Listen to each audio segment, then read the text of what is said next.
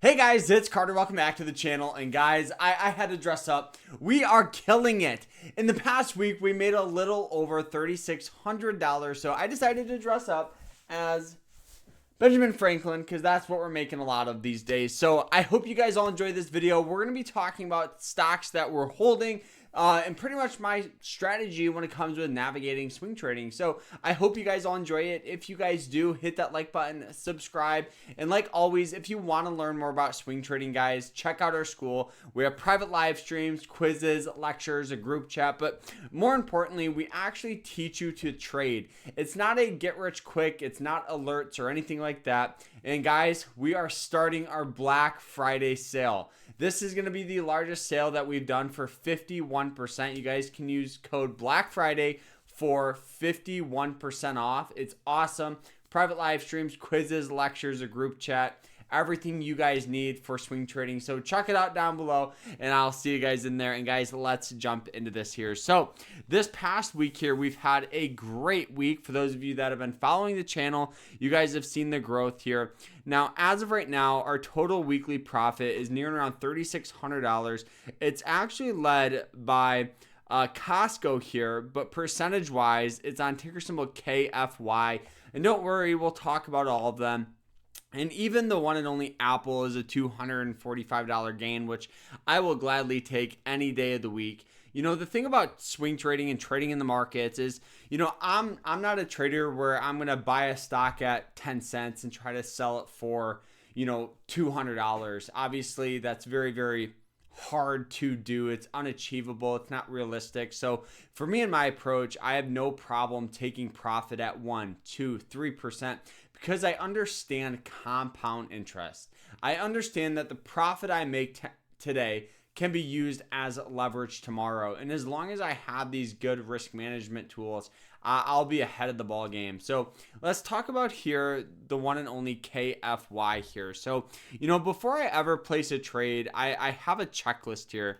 And I'll actually show you guys it so you guys can screenshot it if you guys would like. So this is pretty much it. What we look for is a stock on an upward trend that has sold off down to some level of support on the daily time frame.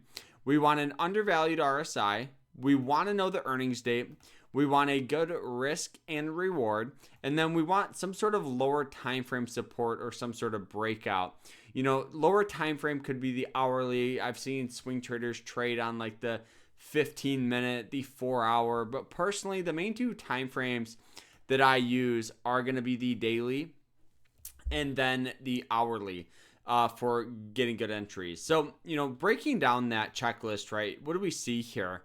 We see this good trend line here where it hits this line, establishing good buying pressure on it. So now looking at it, you go, well, it's kind of common sense where to buy it, right? It's buying it on this trend line, keeping your stop loss just below that. But obviously it's easier said than done. What you want to also look at are moving average lines. You guys can see this blue line is another support line. This is the 90-day moving average line. It acts as really hard support. So you can use that as well. The more supports you have, the better off you're going to be. It's just a little pro tip here. Another indicator we use is the RSI. You guys can see at the time of purchase, it was trading for about a 36. The last time it was trading for a 36 was back in here. Previous to that was also on that trend line. You know, so we have a good indication of getting buying pressure. Now, and another thing we want to look at is that lower time frame. So going to the hourly chart, you guys can kind of see that the stock was selling off, right? And how to prevent stocks just from continuing to sell off is very, very simple. What you do is you draw out that trend line and you get in on the breakout.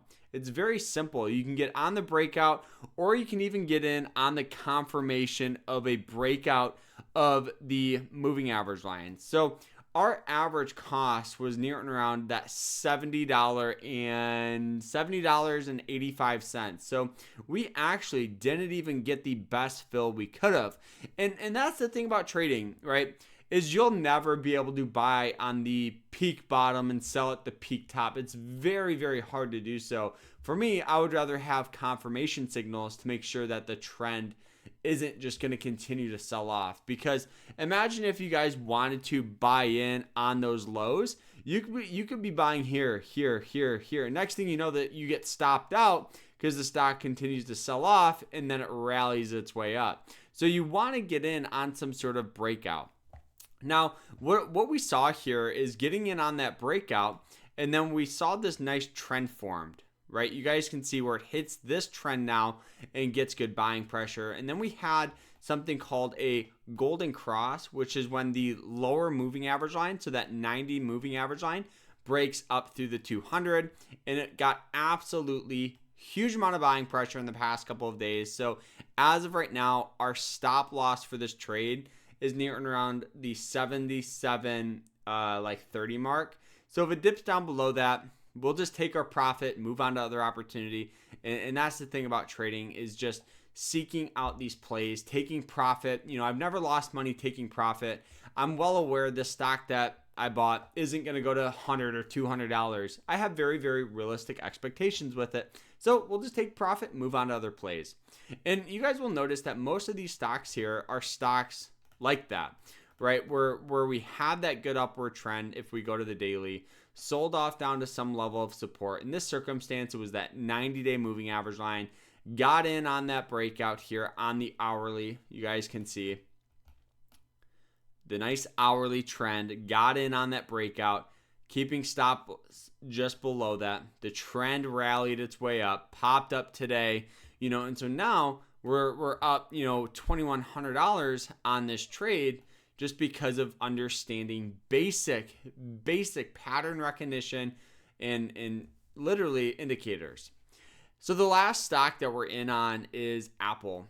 Apple here actually just did something very, very bullish, which was really nice to see, because to be honest, I was actually very nervous about this play because of Warren Buffett. Warren Buffett is thinning out some of his shares of Apple, which in hindsight, he holds billions of dollars worth of it. So thinning out for him is like, billions of dollars. But what it causes is a lot of retail investors, investors like you and I, not like professionals with like Goldman Sachs and all those that hedge billions of dollars. It causes retail investors and even some analysts and hedge funds to start thinning out their shares because of Warren Buffett, right? He's an icon of investing. So we did get some sell-off, right? And then it did find some nice hourly support here, and then we've had that good rally up. So now that it's above the moving average lines, we could see some continuation, possibly back up to some highs here. Looking at the daily chart, you guys will notice the 90-day moving average play worked out very, very well. And that's the thing, right? All these indicators, all these trend lines aren't super complicated. And with anything, it just comes down to experience. It's not this crazy chart